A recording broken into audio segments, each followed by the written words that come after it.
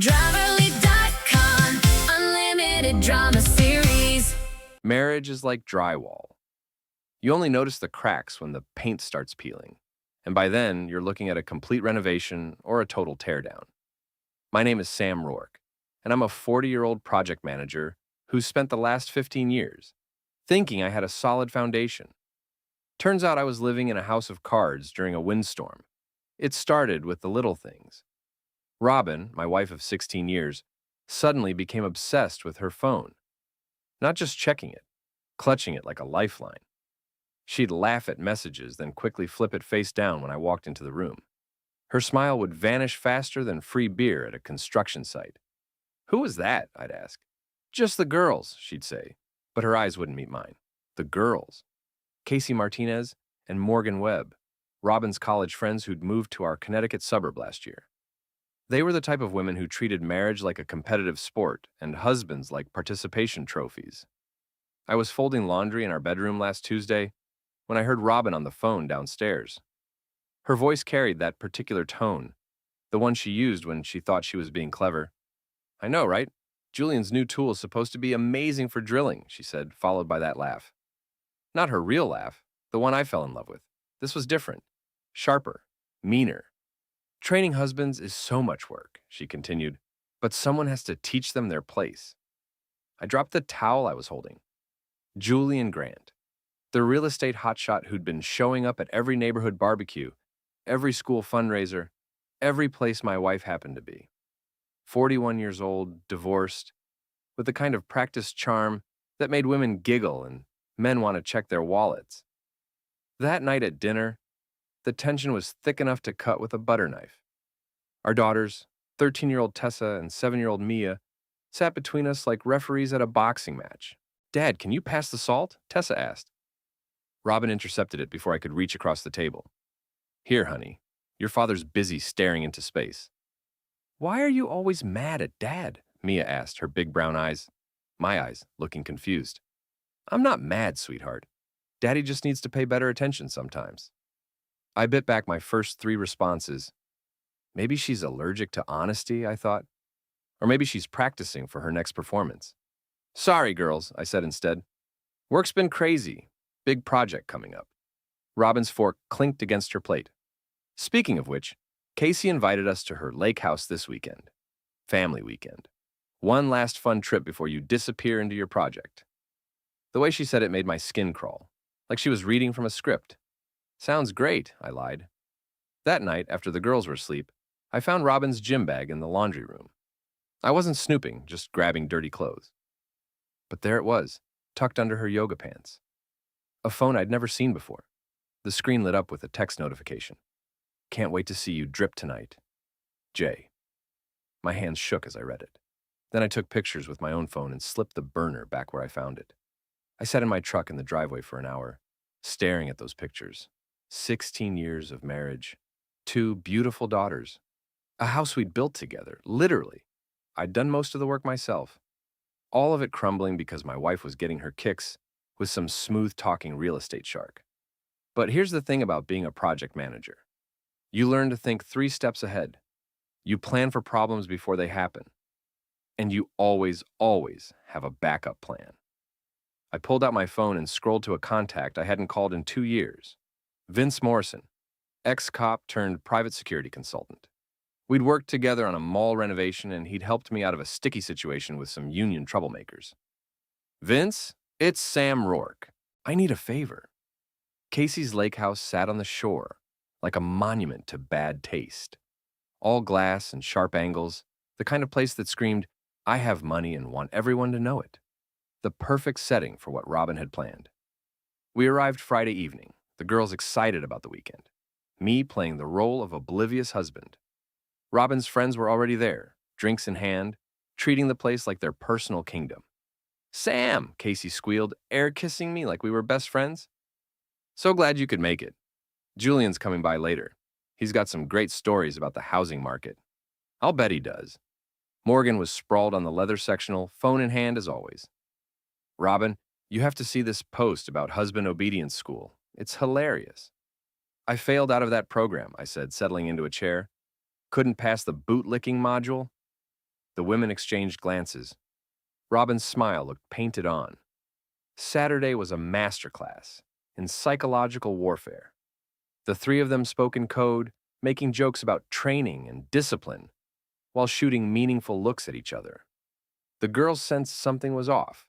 Tessa kept rolling her eyes, and Mia stuck close to me. Julian showed up around 4, all white teeth and expensive cologne.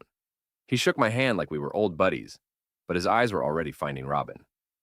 Sam, great to see you, man. How's the construction business? Project management, I corrected. And it's good. Keeps me busy. Keeps me sharp. Something flickered in his expression. Good. Let him wonder what I meant by that. The storm rolled in after dinner. Fat drops of rain pelted the windows while we sat around the fireplace. The women were on their 3rd bottle of wine, getting louder and bolder with their comments. You know what Sam needs? Casey said, gesturing with her glass. A good lesson in appreciation. Some men just don't learn unless you really drive the point home, Morgan added. Robin stood up suddenly, swaying slightly. Speaking of lessons, girls, I think it's time for our little demonstration. My blood turned to ice water, but I kept my expression neutral. Demonstration. Get your jacket, Sam. We're going for a ride. The girls looked confused as everyone piled into Casey's SUV. I was relegated to the back row, pressed between luggage and camping gear. Julian rode shotgun, his hand casually resting on Robin's shoulder as she sat behind Casey. 10 minutes down a dark country road, Casey pulled over. Everyone out except Sam, Robin announced. What's going on? Tessa demanded. Just a little adult conversation, honey, Robin said, but her voice had gone cold. Sam, get out. I stepped into the rain and immediately felt the weight of what was happening. This wasn't spontaneous. This was planned. You need a lesson, Robin said, her face lit by the SUV's interior lights. About respect. About knowing your place. Casey leaned out the driver's window. Maybe a nice walk will clear your head. It's only 87 miles home. Mom, what are you doing? Tessa's voice was sharp with panic. Get back in the car, Mia cried, pressing her face against the window. But Robin was already closing the door. Julian gave me a little wave as they drove off, taillights disappearing into the storm. I stood there for exactly 30 seconds, rain soaking through my jacket, watching my daughter's faces fade into the darkness. Then I pulled out my phone. Ray, it's Sam. I'm ready for pickup. Headlights appeared almost immediately. A black Ford F-150 pulled up, and Ray Castellanos stepped out, 6 feet of quiet competence wrapped in a waterproof jacket. Evening, boss, he said, opening the passenger door. How'd it go? Like clockwork. I climbed into the warm cab, water dripping onto the leather seats. They bought the whole helpless husband act. Ray had been my ace in the hole since I'd called Vince. Ex-military, ex-security contractor, currently between jobs and happy to help out for the right price. 3 years ago, I'd hired his company to provide security during a difficult renovation project. When his daughter needed emergency surgery, I'd quietly made sure his insurance covered everything and his job stayed open. Some debts aren't about money. Vince is standing by, Ray said, pulling back onto the road. You sure about this? I thought about Robin's laugh, about Julian's smug wave, about my daughter's faces pressed against that window. I'm sure. Text him. Plan B is a go. The rain hammered the windshield as we drove through the night, but for the first time in months, I felt like I could see clearly. I walked into my house at 2:17 a.m., soaking wet and ready for the performance of my life.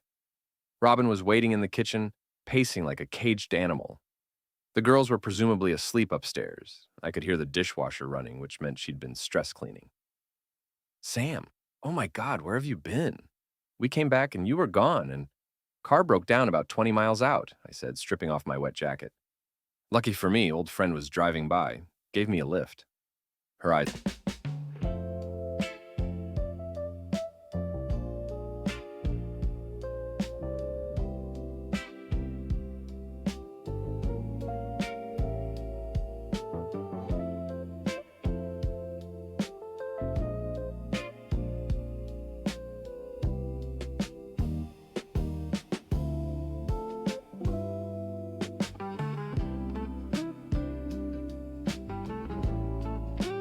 narrowed. What friend? Guy from work. You don't know him. I headed for the stairs. I need dry clothes. Long night. I was worried sick, she called after me, but her voice sounded more angry than relieved. I'll bet you were. The next morning, I started phase 1 of what Vince called evidence collection. While Robin was at her yoga class, or wherever she actually went, I installed a comprehensive home security system. All legal, all in common areas, all designed to protect my family's safety and security. This is some serious hardware, Vince said, mounting a camera in the living room. Motion activation, cloud storage, smartphone alerts. Very thorough. I believe in being prepared. Vince had aged well since leaving the force. 53 years old, gray at the temples, with the kind of steady presence that made people trust him instinctively. He'd been a detective for 20 years, before opening his security consulting business. You know this is going to get messy, he said. It's already messy. I'm just cleaning it up. That afternoon, I started surveillance. Not stalking, I'm not a psychopath. Just documenting patterns. Robin's schedule, her meetings, her favorite coffee shop, Julian's real estate office, his usual lunch spots, his ridiculously expensive Tesla. Ray handled the technical side, staying invisible while gathering information. Amazing how much people reveal when they think no one's watching. By Wednesday, we had a clear picture. Robin and Julian met every Tuesday and Thursday at the Riverside Cafe, a little place downtown where they thought they were being discreet. They'd sit in the back corner, heads close together, hands touching across the table. But the real gold mine was Thursday evening. I was reviewing security footage from our living room camera when I heard Robin's voice, crystal clear. The lake house thing worked perfectly. He was so pathetic, standing there in the rain. Casey's laugh was like fingernails on a chalkboard. I wish I'd gotten video. Julian, you should have seen his face. Poor bastard probably walked half the night, Julian said. Maybe now he'll understand how things work. The best part, Morgan chimed in, is he can't prove anything. It's our word against his. I saved the file and sent copies to 3 different cloud accounts. Trust the process, I told Tessa that night when she asked why Mom had been so weird lately. What process? Sometimes when people make bad choices, they have to learn from the consequences. It takes time, but eventually everything works out. She studied my face with those sharp 13-year-old eyes. Are you and Mom getting divorced? I don't know yet, sweetheart. But whatever happens, you and Mia are my priority. Always. Friday evening, I made my first move. Robin was getting ready for another girls' night out. Hair, makeup, the works. She looked beautiful, and for a moment, I remembered why I'd fallen in love with her. Then, she grabbed the burner phone. Have fun tonight, I said from the doorway. She jumped, nearly dropping the phone. Jesus, Sam, you scared me. Sorry. Just wanted to say I hope you enjoy yourself. You deserve to have exactly what's coming to you. Her eyes narrowed. What's that supposed to mean? Nothing. Just that actions have consequences. Good ones and bad ones. She stared at me for a long moment, then grabbed her purse. I'll be late. I'm sure you will. After she left, I opened my laptop and started transferring money. Not stealing. Everything I moved was legally mine or went into trust accounts for the girls. But if Robin thought she was going to clean me out in a divorce, she had another thing coming. My phone buzzed with a text from Ray. Package delivered. I smiled and poured myself a beer. Phase 2 was about to begin. The Riverside Community Foundation's annual gala was Julian Grant's baby, his chance to play the big-shot philanthropist in front of the whole town. 200 people in formal wear, drinking wine and writing checks for local charities. Robin had insisted we attend together, playing the happy couple for appearances. She looked stunning in a black cocktail dress. Her arm linked through mine as we worked the room. There's Julian, she said, waving at the man of the hour. We should say hello. Absolutely, I've been looking forward to talking with him all week. Julian was holding court near the silent auction, his presentation set up visible on the stage behind him.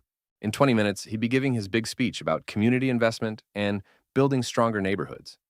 Sam, Robin, so glad you could make it, he said, shaking my hand with that practiced grip. Robin, you look absolutely radiant. Thank you, Julian. Sam was just saying how excited he is to hear your presentation. Really? Well, I think you'll find it very Illuminating? I'm sure I will. Vince appeared at my elbow, dressed in a server's uniform and carrying a tray of champagne.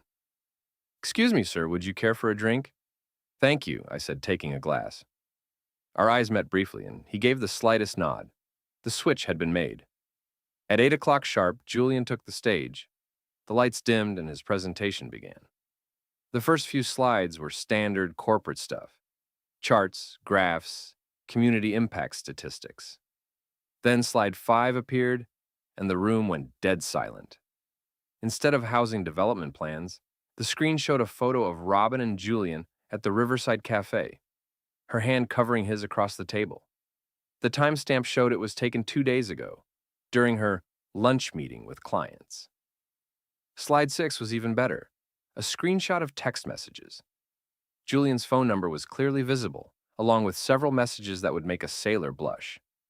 What the hell? Julian fumbled with his laptop, but the presentation kept advancing. Slide 7.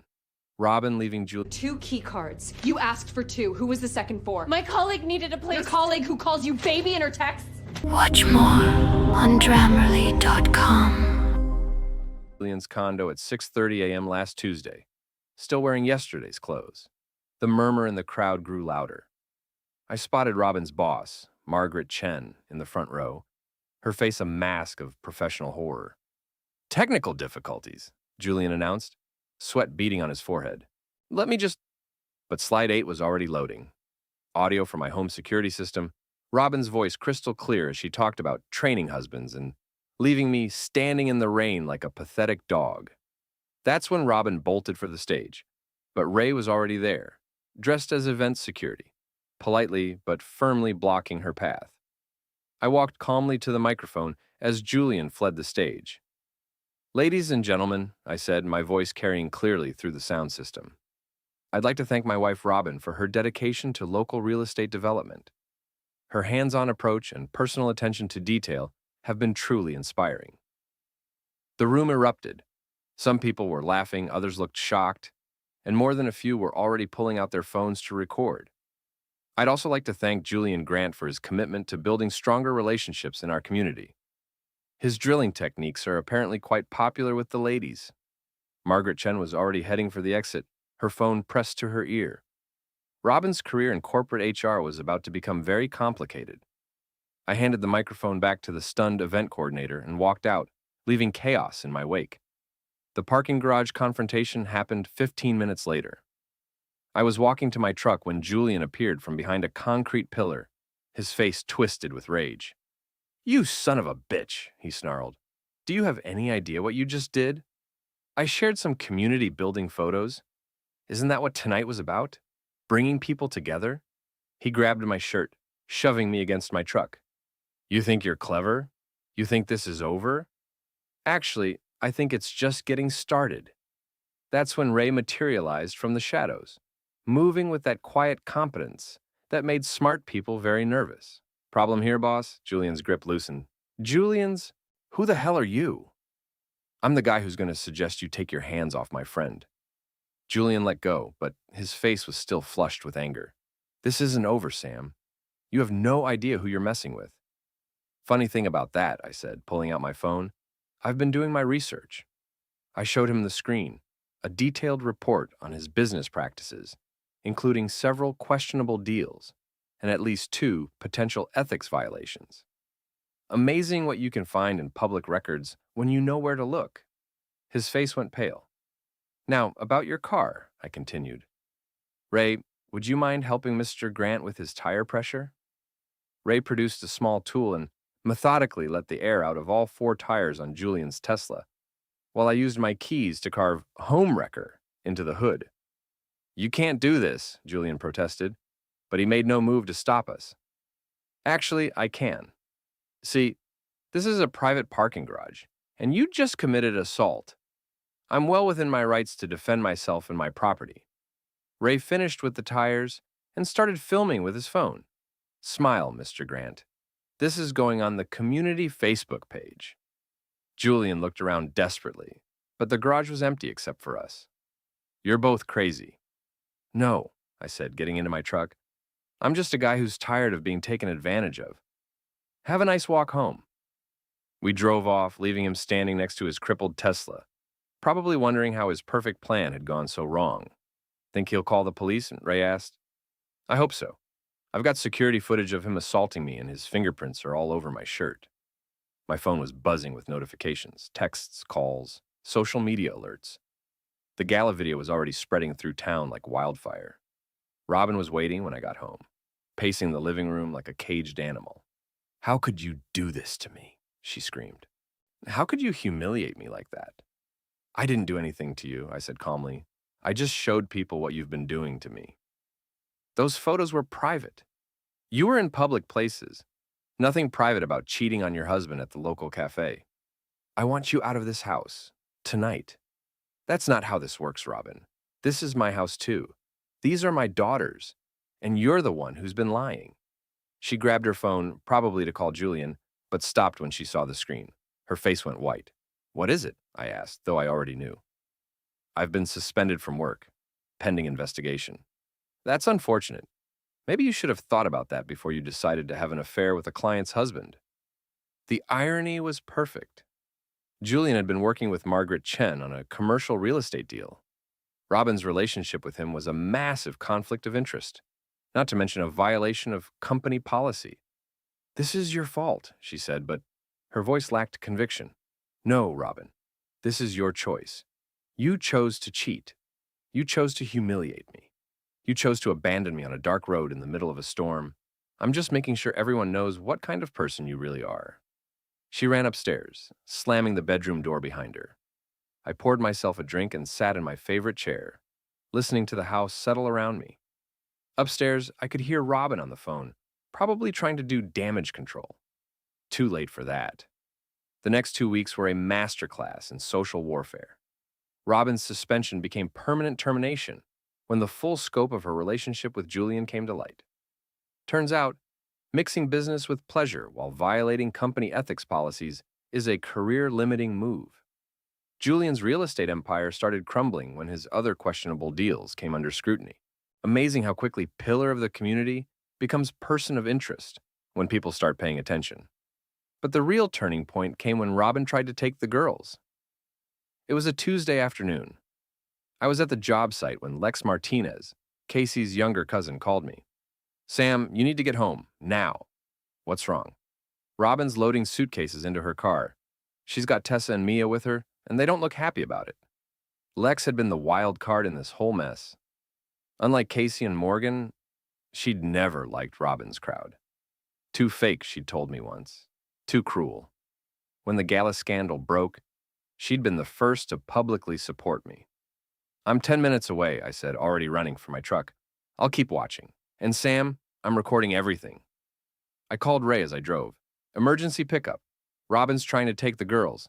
On my way.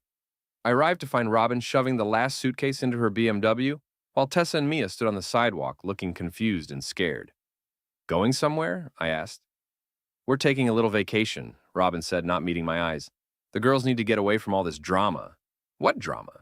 You mean the drama you created? Daddy, I don't want to go, Mia said, running to hug my legs. I want to stay home.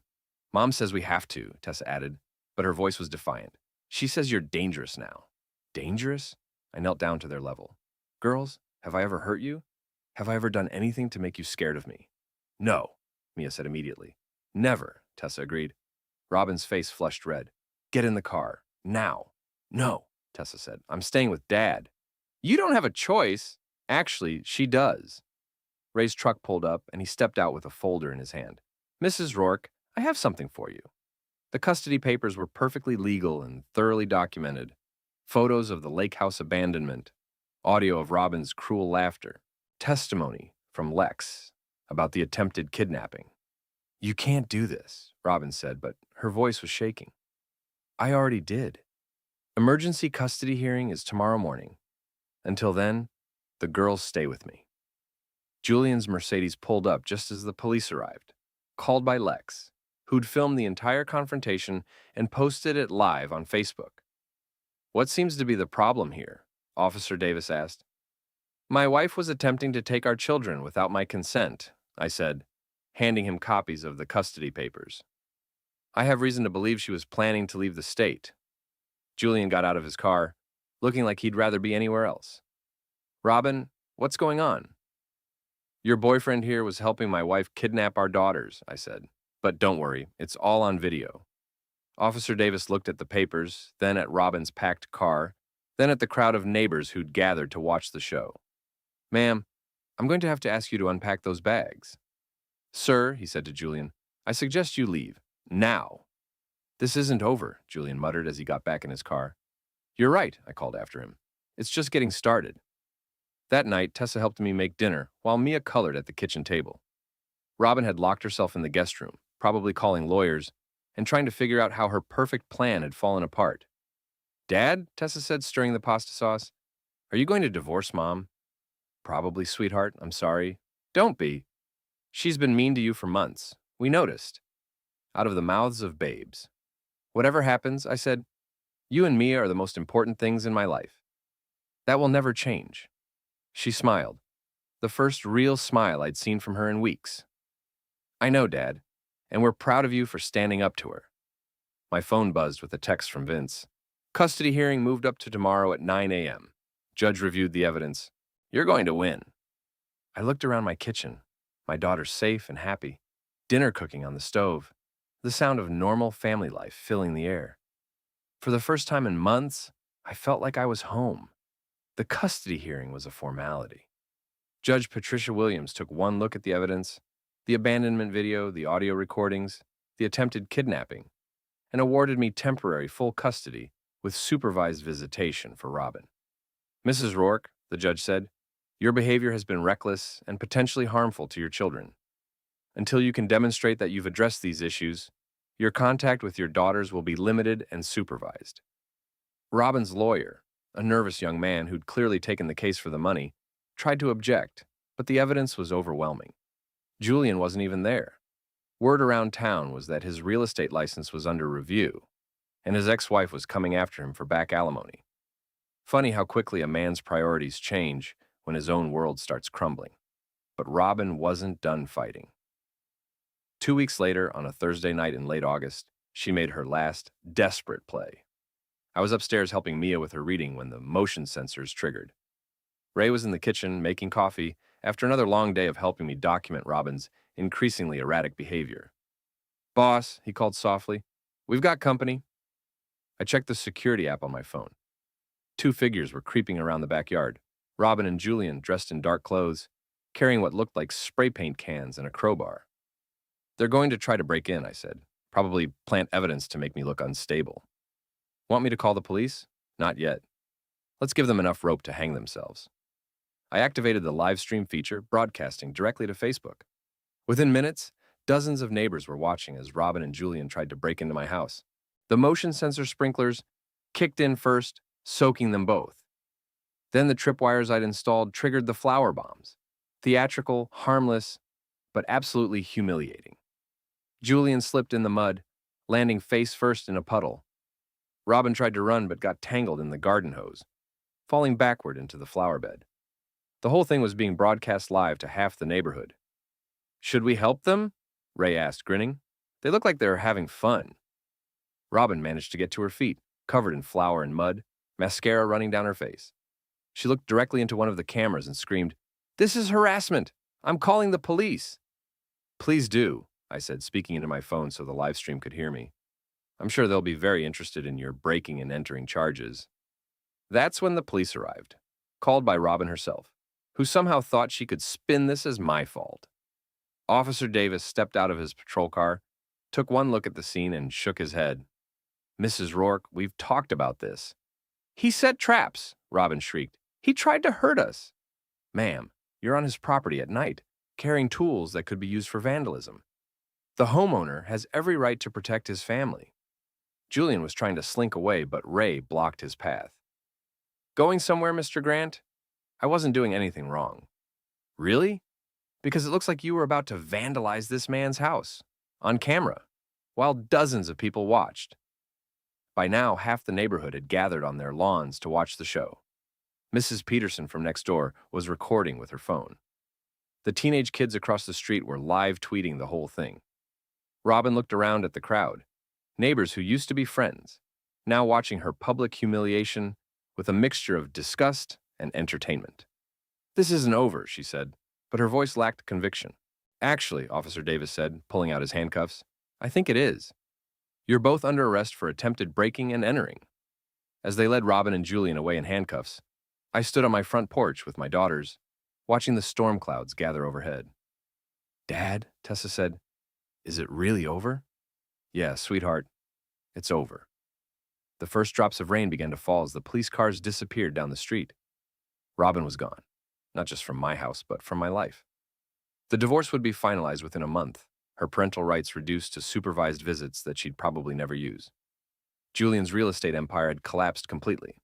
His license was revoked, his assets frozen, his reputation destroyed. Last I heard, he was working at a car dealership in Hartford, trying to rebuild his life from scratch.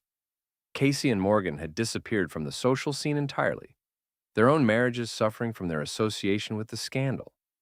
Lex had become something of a local hero for standing up to them. As for me, I got my daughters, my house, and my self-respect back. The project I'd been working on was completed ahead of schedule and under budget, leading to 3 new contracts and the best year my company had ever had. But the best part was standing on that porch, watching the rain fall, knowing that my girls were safe and happy and home where they belonged.